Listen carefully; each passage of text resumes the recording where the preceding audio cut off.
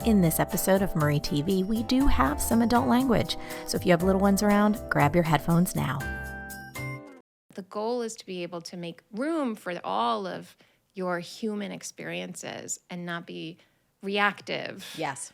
And choose to kind of respond from a place of as much love and patience as you can muster in the moment. Hey, it's Marie Forleo, and welcome to another episode of the Marie Forleo podcast and Marie TV, the place to be to create a friggin' business and life you love. And I'm so excited about today's show. So I don't know if you have ever identified as being a perfectionist, right? I certainly have. And if you've ever been shamed for it or told you need to lower your standards or you're too much or blah, blah, blah, blah, blah. The conversation we're having today is from probably one of the first people who's ever made me feel hopeful and excited and grateful about my natural traits, and I cannot wait for you to hear this conversation. Katherine Morgan Schafler is a psychotherapist, writer, speaker, and former on-site therapist at Google. She trained at the University of California, Berkeley, Columbia University, and the Association for Spirituality and Psychotherapy in New York City. Her book, The Perfectionist Guide to Losing Control, is available wherever books are sold. Katherine, I love your book. So I have to tell you the story of how I got to it.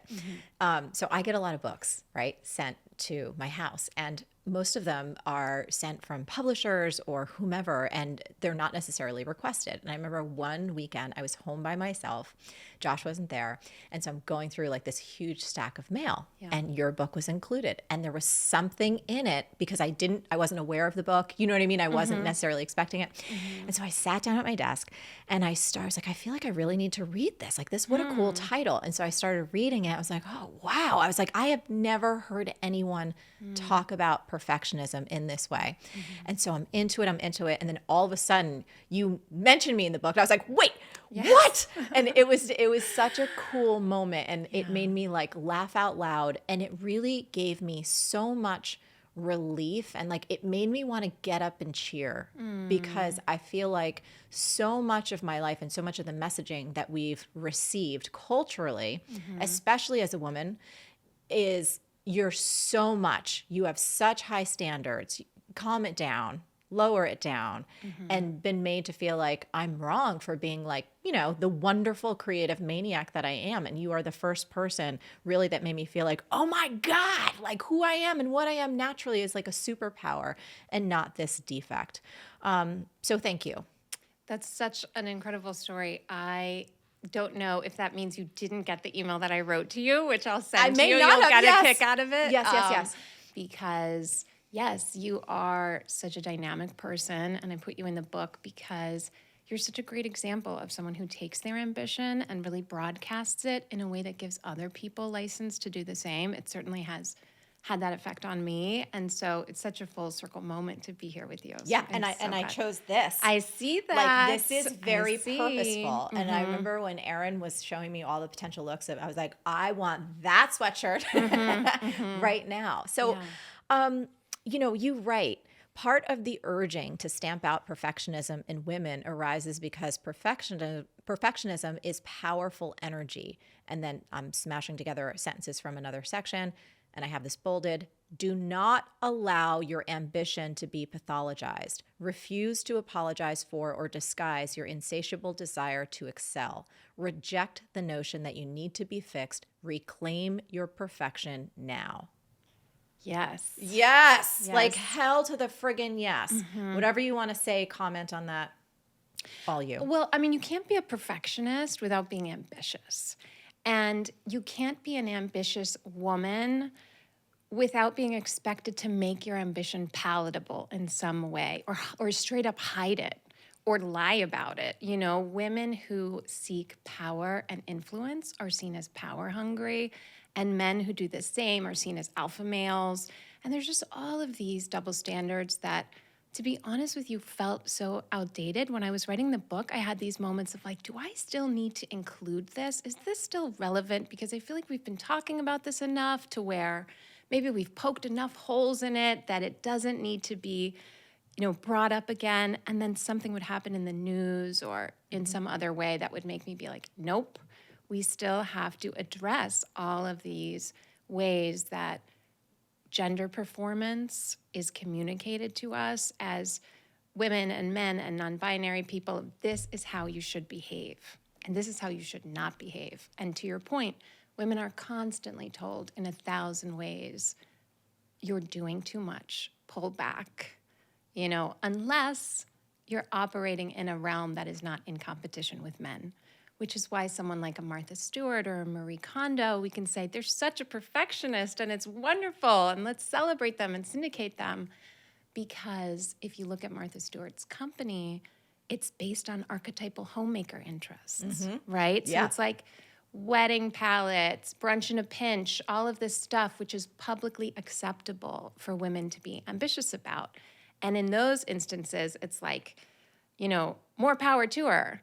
But then when you have someone like a Serena Williams, for example, who is assertively staking claim to what she wants and doesn't hide any of it, and in fact attracts attention in what she wears and some of the things that she says, she's penalized for it in so many ways, not just emotionally, but also actually literal penalties in her games for doing things that men before her and probably after her will do to a degree that is so much more intense in a negative way and not be penalized at all. Yeah. I mean, your book is so good. I also just want to say, I said this when you came in to the studio, you're a phenomenal writer. So like, this is your first book? Thank you. Yes. Was it difficult? Yes. It was the hardest thing I've ever done. And I've done some very hard things. And I think what made it hard was that the other hard things I've done, I talk about being sick in the book. And I want to go going there through next. Yeah. A lot. Those hard things you just had to do. And that's been the experience with a lot of difficulty and challenge in my life of like, well, I got to do it. And so you just do it. This is like, I don't have to write a book. Right. And I think that's what's so good and hard about writing a book is because it's really, you have to rise to the occasion of yourself. Yep. A self that you know about in your mind and an idea that you know about in your mind, but that other people don't necessarily know that version. So it's like, nothing bad's going to happen if you don't do it in the same way that if you don't attend to your health or whatever, there's this little consequence. But some things you just have to do. Yeah. The reason I always bring this up is because I read this stat and I believe it's true. Up to 80% of the population feels like they have a book in them.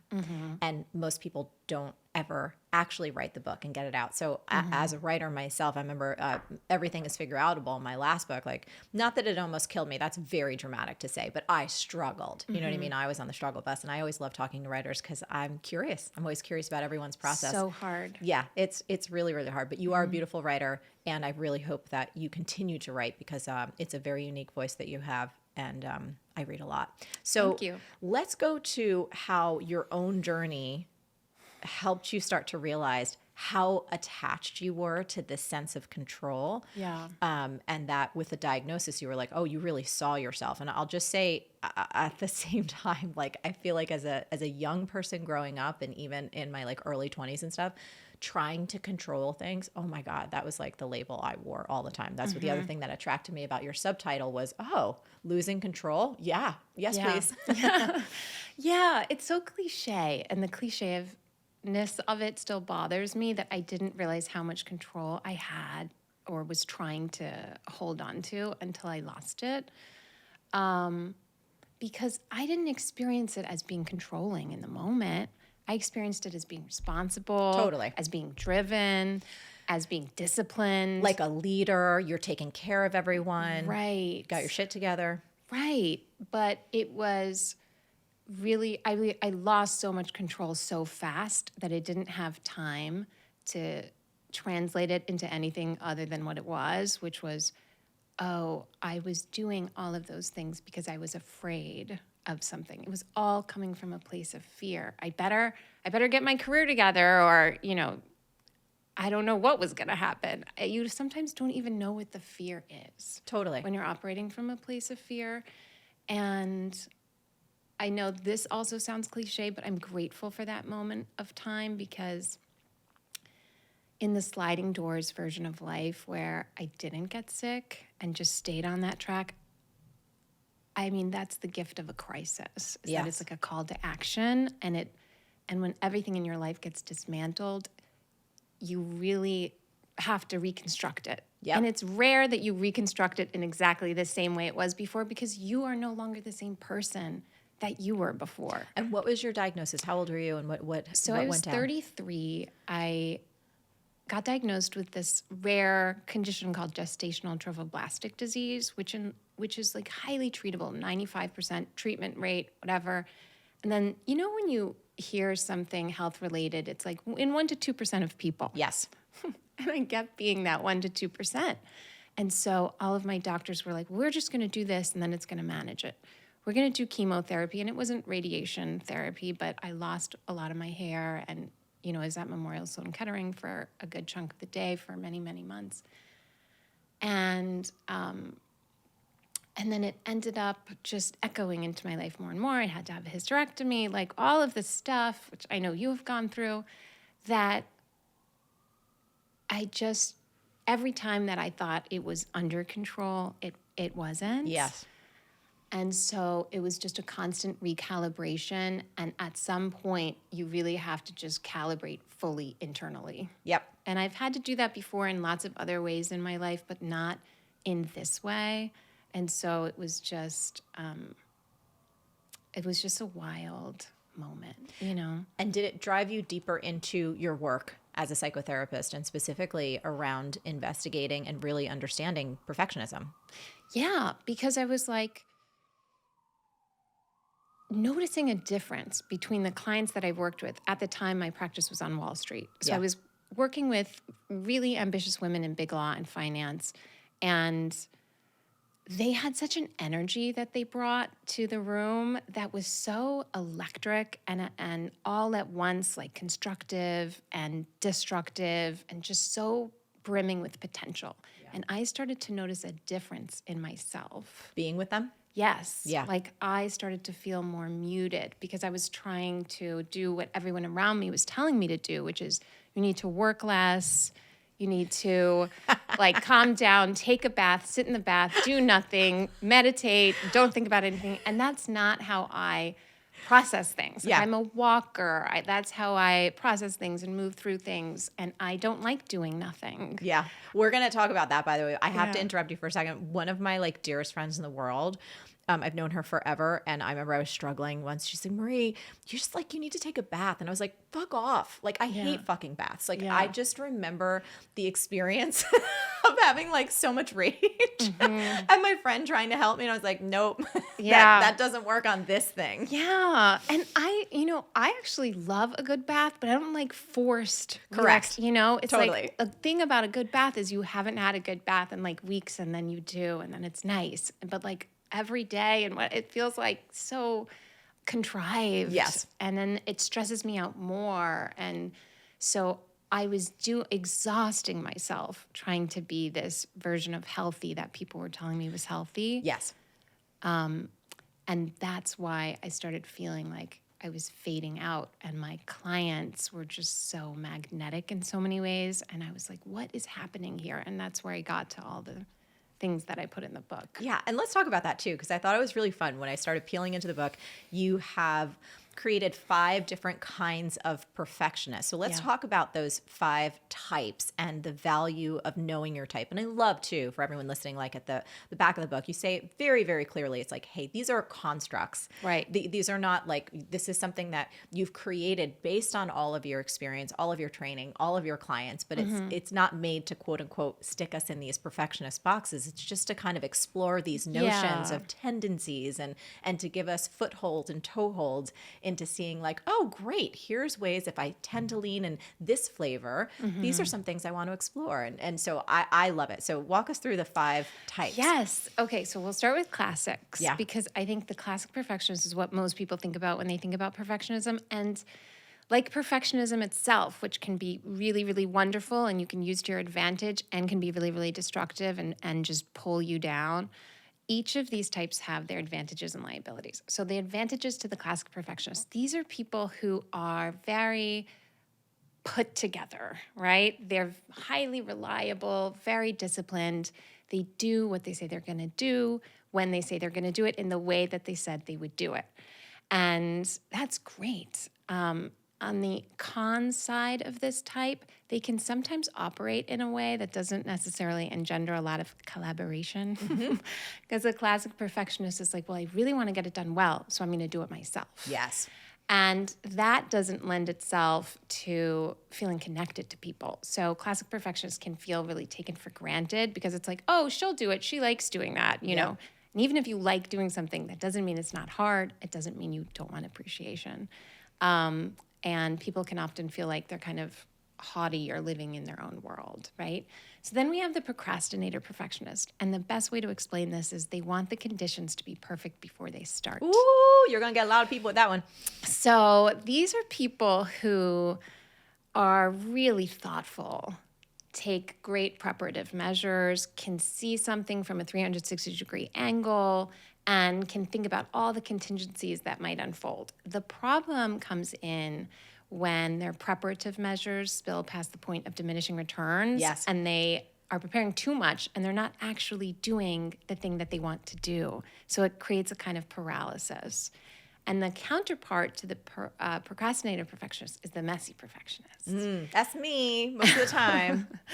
I have a big chunk of messy perfectionists in me too. And messy perfectionists want the middle of the process to be perfect. So they love starting anything. And it's such an advantage to be able to push through the anxiety of a new beginning. Messy perfectionists don't even feel anxiety around that. It's exciting and adventurous. And they like romanticize it. And so they can put their hands in a million pots at once and it gives them energy. The problem is these very naturally enthusiastic people can say yes to a million things in a way that doesn't allow them to commit to even one thing. Totally. And so they end up wearing themselves too thin and not only not doing the million things that they wanted to do, but not even getting one thing done. Yeah. And that can lead to this really destructive narrative of, I guess I don't care enough. I guess I'm not disciplined enough. I guess I'm not smart enough for anyone to take me seriously. And none of that is true. None of that is true. It's just that you need help in the middle. And procrastinator perfectionists need help in the beginning. Yeah. And intense perfectionists want the end of the process to be perfect. So these are people who are focused on the outcome. They have razor sharp focus. They're extremely efficient. They don't care about being liked. So they're very direct, effortlessly, which is another great quality. But on the con side, sometimes they can get to the end goal in a way that kind of dismisses their well-being and the well-being of people around them. Totally. And so it's like, great, you achieved all of your Q2 goals, but half of your team is now quitting. Yeah, you know? totally. And so then lastly, there's the Parisian perfectionist. And this is a really interesting iteration of perfectionism because it plays out interpersonally. And we think of perfectionism as only operating in these like achievement roles or, you know, sports roles or something like that. But this is about ideal connection. And so Parisian perfectionists want to be perfectly liked. They want to perfectly like other people. They want ideal connections. And on the pros side, these are people who you do not have to explain how important relationships are in life. They just get it. They're naturally warm and inclusive. They'll go out of their way to talk to the person standing alone at a party, for example. But on the con side, they can sometimes take shortcuts to connection through people pleasing, which we all know doesn't work. And so not only have they now not connected to anyone, they've also disconnected from themselves.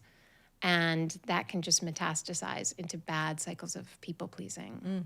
So good. And I know at perfectionistguide.com, you have a great quiz. So for everyone watching right now, you can go take the quiz. We'll put it in the show notes. Thank you, by the way. That was like such a beautiful outline of each of the 5 types. So I want to dispel another myth. So we've already kind of really, and I'm going to use this word because I've had a good amount of coffee today and I love coffee. We've smashed through the myth that perfectionism has to always be bad. Yeah. So here's another myth. Average is not a bad thing. Perfectionists are totally fine operating at an average and below average level in a lot of areas, just not the areas they long to excel in. Bam. Those are your words. Yes. I love that you wrote that because, again, when people kind of, try and squash us down a little bit, it's like, oh, everything has to be. It's like, no, not everything. Just the shit that really matters. Yeah, absolutely. And I think that's a great thing. Yeah. And one of the things that people don't understand about perfectionism is that it's highly individualized. Yes. And so it's not just, and that's what frustrated me to the point where I was like, I got to write a book about this because so many of the things we think about perfectionism are so limited. It's so black and white. It's like perfectionism is bad and unhealthy. So if you're a perfectionist, that means you are bad and unhealthy in some way. And not only is that approach not useful, it's actively harmful. Say more. Well, it's actively harmful because thinking of yourself as a perfectionist is like thinking of yourself as a romantic or an activist or an artist. It's an enduring identity marker, meaning people who think of themselves as perfectionists or romantics or whatever hold onto that identity through their whole lifetime. And that's why we don't experience perfectionism episodically, right? So you might say, I went through a depression after college, but you don't say I went through a perfectionism after college. You say, I am a perfectionist. Yeah. And so if you're talking about perfectionism in this black and white, like it's bad way, Yeah. what you're really saying is to perfectionists, you need to be less of who you are. Yes. And you know what? If you can get rid of it completely and be a whole new person, even better. And like that is taking an eradication approach to healing, trying to get rid of something that's in you and part of you. Yes. As opposed to an integration approach, which is like, let's get some boundaries around this. Let's understand it more completely. Let's get support where we need support. I would never say to a romantic, let me tell you the solution to all your problems. Just believe in love 75% of the time. That's like how people talk to perfectionists. They're like, just lower your standards a little bit. Just do this, just do that. And it doesn't work. Yeah. Hey there. If you are loving this conversation with Katherine, then you are really going to love my free coaching audio that I want to give to you called How to Get Anything You Want. It's literally like a coaching session between you and I. You can download it right now for free at marieforleo.com/subscribe. Go do it now. I want to talk a little bit about the difference between adaptive and maladaptive perfectionism. And I thought your observation here was so accurate. You talk about this a lot in your book. Like, we're all up and down at different times in different ways for different reasons. You write, these are your words. If you're wondering if you're an adaptive or maladaptive perfectionist, spare yourself the trouble. You're both. Yeah. You're saying, I love that you say you're referring to the mindset the person is in, not the person themselves. And that is such an important distinction. This is why I love reading your work, because it feels so precise from a truth level. And the distinctions that you have throughout the book are really, really important. And because I've seen myself in your book in so many different ways. It's like, oh yeah, when I'm off, when I'm scared, when I'm fearful, when, you said something before that I so identified with. For me, so much of the things I've done in my life, at the time I was doing them, whatever they were, I'm like a fish in water. I didn't know that fear was driving me. Right. Until, the shit hits the fan and you're like off on the sidelines for a minute and you have for me, a moment of like, oh, perspective shift, and you're able to kind of reflect and see things from a different point of view. But I love this notion that you're not maladaptive or adaptive. It's like, who are you? What mindset are you in this particular moment? Right. Mental health, we are just beginning to talk about it in the right way. Yeah. Mental health is really fluid, really context dependent, meaning if you're at home for the holidays, like, you're probably going to be stressed. Yeah. It might be tough. And that moment isn't reflective of who you are and what you're capable of and all of these things. And it's like, the fluidity of mental health is something that I think people don't like to discuss because it makes us feel out of control. And control, there's something soothing about it, the illusion of it anyway. Right. But really, like, whether it's sunny outside or not, or whether someone attractive just hit on you, or whether, you're on time or late, impacts your mood in these ways that really make you go up and down. Forget about the medications you're on or serious crises you're going through. And I think it's helpful for people to understand, because so many times we think, oh, I'm doing so great, that we feel invincible. Yep. And we take away the things that are helping us to feel so great because we don't need them anymore. And we are, if anyone is like me, humbled quickly. Yes. In realizing that. And at the same time, it's really powerful to understand that if you're suffering through a depression or you're depressed-ish, that's not a sentence for the rest of the season or the year. You know, like you can move the needle in both directions based on a lot of stuff that you surround yourself with. Yeah, and life in and of itself. Josh and I talk about this all the time. Like I remember, and I want to talk about this next, because you have a story about Lena in your Perfectionism Up Close chapter. You wrote, a part of her wanted to stop pushing herself, stop feeling compelled to rise to the occasion of being her best self. She wanted to figure out how to be her average self without feeling like a loser. And I was like, how freaking cool is that? And then I'm going to read one more thing and we'll discuss. Then you talk about the tension of perfectionism emerges from the constant clashing between two of the most fundamental aspects of your identity. You're a full of flaws human with significant limitations, and you're a perfect being with unlimited potential. I cannot tell you how many times I have experience that tug of war inside myself. And also Josh and I talk about it. So be like, he's probably, we've been together 20 years and he's probably one of the most intuitive people I've ever met. And so we could be sitting in bed and I'm like, going through a whole thing and I'm like, what? You're so loud right now. I'm not saying anything. Do you know what I mean? He's like, you have to say it out. And we've had these conversations. I'm like, there literally feels like sometimes two very, very competing parts of me. The one who's like, you need to lay down for like 6 months. And the other one who's like, absolutely not. And is genuinely excited about 17 different things. Yeah. And I think that that's everyone's experience. And I like to think of the ratio. I think of some of the people I know and I'm like, oh, this is going to sound so weird, okay? But it's like, bring it. Oh, they're like 70% in their like humanness. Yep. And 30% in their being. And then some people who engage in life in such a way where you're like, oh, they're way more in the being realm. Yes. And their humanness feels weird to them in some way. Yep. And so, I mean, these are our two core pieces of identity. And it's really interesting how we reconcile them. And there are lots of creative ways to reconcile them in healthy ways, but nothing that works all the time. And like it catches up with you in moments, which I think is totally natural and part of it where you just can't win. They're just like, it's like driving a car with kids in the back of the car. They're going to fight at some point. Like you can do things to make them not fight as much, but expecting that long car ride to always be pleasant and peaceful and loving, it's like not going to happen. Like just giggles. Like there's going to be, there might be throw up, Legos thrown, Cheerios on the floor, lots of screams and people hitting each other. Yeah. I love that because I love that you also, I feel like in your bio, when I was reading your intro earlier, let me see, where is it? I'm going back up there. Like the Association for Spirituality and Psychotherapy in New York City.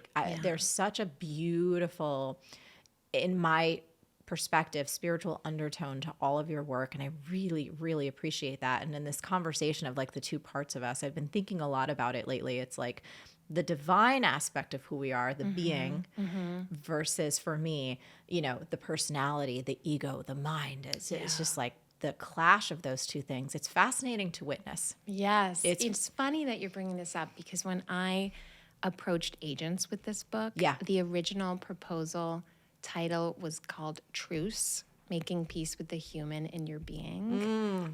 And it was about that core component that you just pulled out, which is the only part of the book that I literally kept in. Because I wanted to write it, like when I sat down to actually write the book, that it wasn't coming. It was like, I want this to be fun and like, I don't know the word, but not this like intense, spiritual, heady.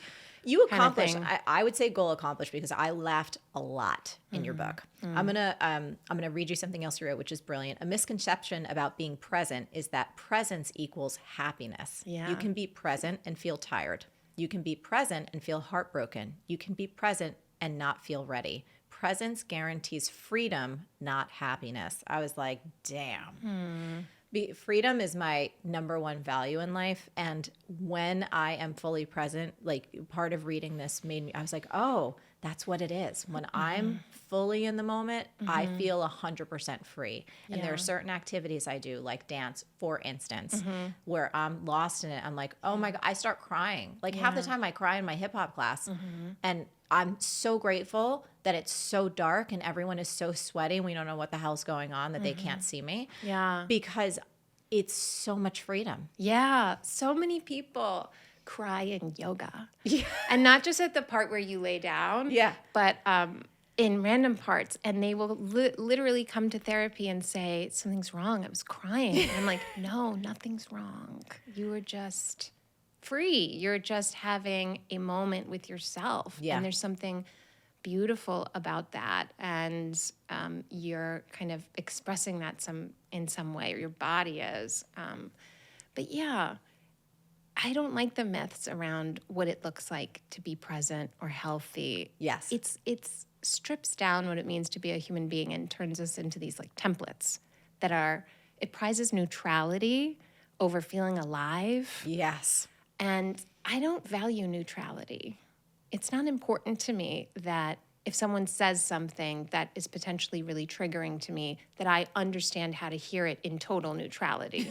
Because that's not the goal. The goal is to be able to make room for all of your human experiences and not be reactive. Yes.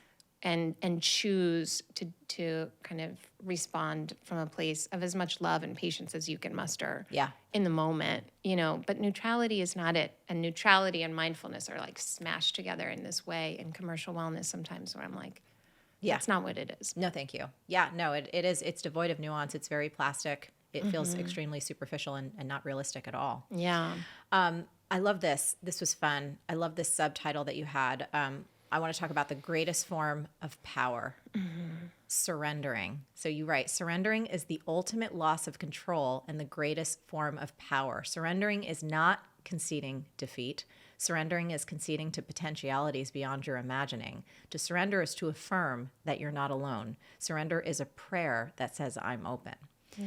I feel like this is something probably I'd say in the past 10 years or so that I've had so much more fun with than forever in my life.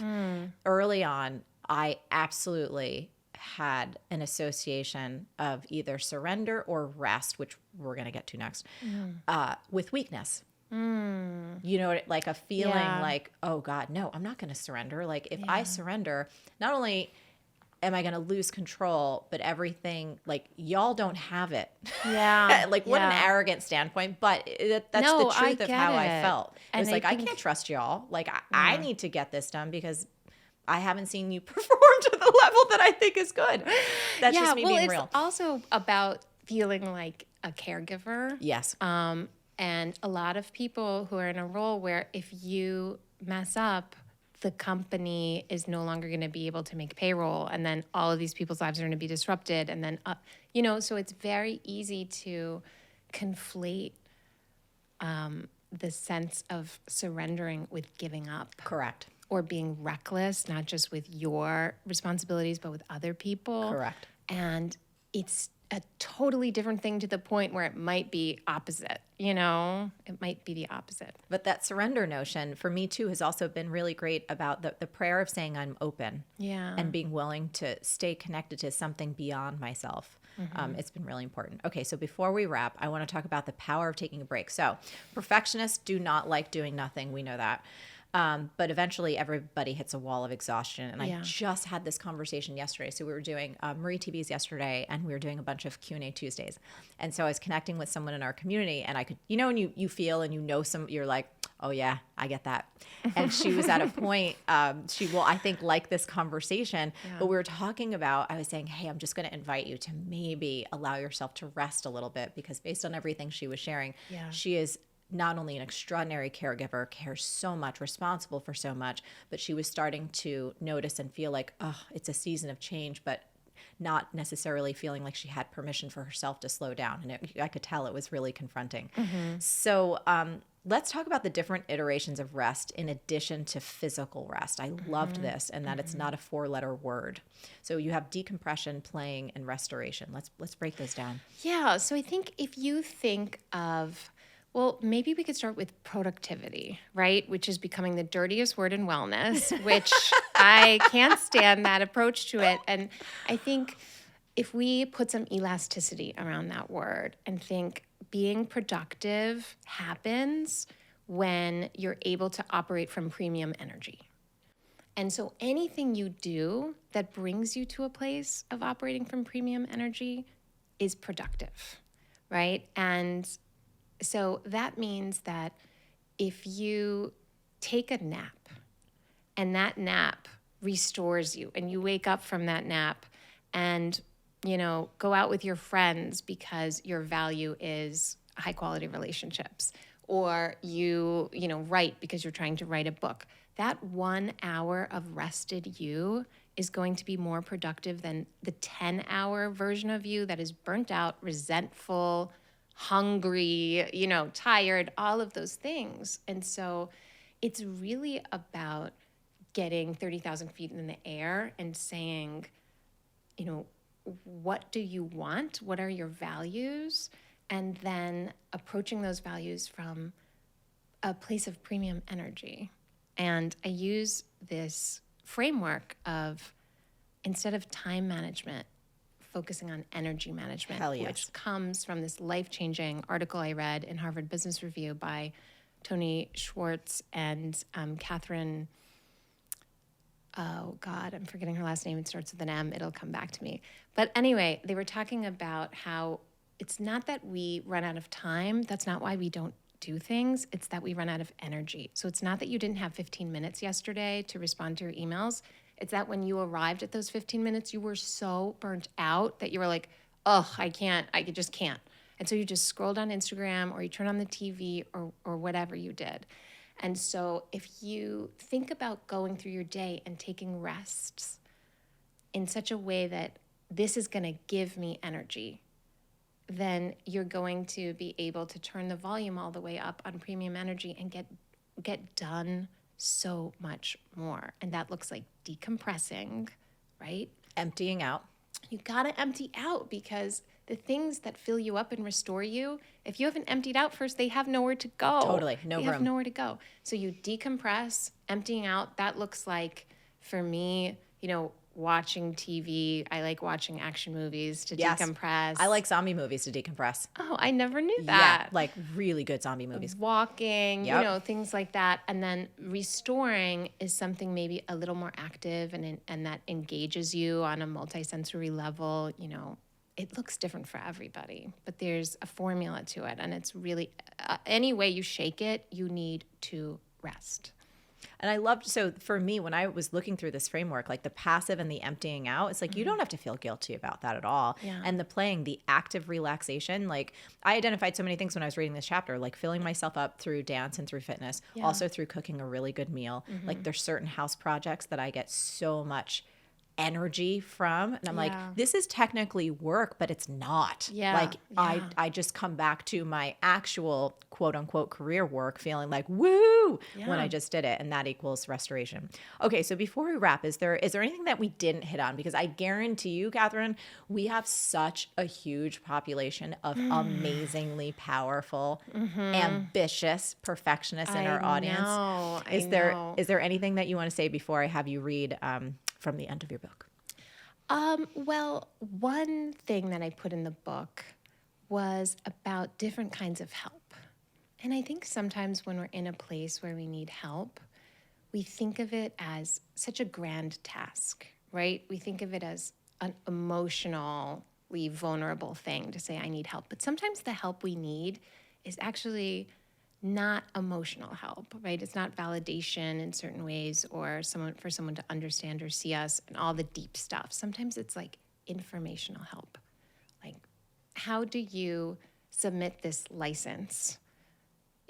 How do you do X, Y, and Z? Sometimes it's financial help. I need financial support to do this. Sometimes it's tangible help of like, I need help moving, and being able to, I offer 6 different types of help in the book, just being able to create buckets of when you're stressed and overwhelmed, which type of help do I need so that it doesn't all feel mushed together and amorphous. And I think that's what stops people from asking for help so much because they don't know where to start. Yes. And so just kind of organizing it in those ways, I think can be the bridge that gets someone from knowing that they need help to knowing how to ask for help and who to ask for help from. I love that. That's beautiful. Thank you for bringing that up. Yes, my pleasure. Okay. Can you read the beautiful bit? I would There's love to. so much in the book. And for those of you guys watching right now while Catherine's getting ready, really, if you can identify with anything we talked about, you need to get your hands on this damn book. It is so good. Thank you. Okay, here we go. Everything you need to be powerful, you already have. Everything you need to enjoy your life, you already have. The work of self-acceptance requires you to accept your flaws and limitations. Yes, it also requires you to accept your wholeness. There's perfection inside you. There's completeness, and there's freedom. There's a place where your mistakes can't touch who you are and where the past simply does not fucking matter. That indestructible part of you in a den deep inside, what some people might call God, there's nothing you can do to break that part. If you can connect to that place inside yourself, you will connect to your power. So good. Lady, so good. Thank you so much. Thank you. This was a total pleasure. I talk about the importance of pleasure in this book, and this was a top to bottom pleasure. Thank you. Your work has impacted me, helped me for the last 10 years. This is such a full circle moment, like I said, and I just am so thrilled to be here. Oh, thank you. I can't wait for your next book or your next project or whatever it is, and I'll continue to sing your praises. You're wonderful. Thank you. So I'm curious, what's your biggest takeaway from this conversation today? And most importantly, how can you put that insight into action starting now? I want you to leave a comment below and let us know. And of course, if you enjoyed this episode, hit the like button and subscribe. It makes sure that we can reach even more people in our awesome community, and it makes sure that you never miss a thing. Until next time, stay on your game and keep going for your big dreams, because the world really does need that very special gift that only you have. Thanks again, and I can't wait to see you soon. If you want this magic to keep going, then you have to watch this next episode with my dear friend Liz Gilbert. It is amazing. It's going to fill you up even more. So click here and watch it now. The true perfectionist won't even start because they know already that it's not going to be the thing that they're dreaming of. And their tastes and their standards are so high.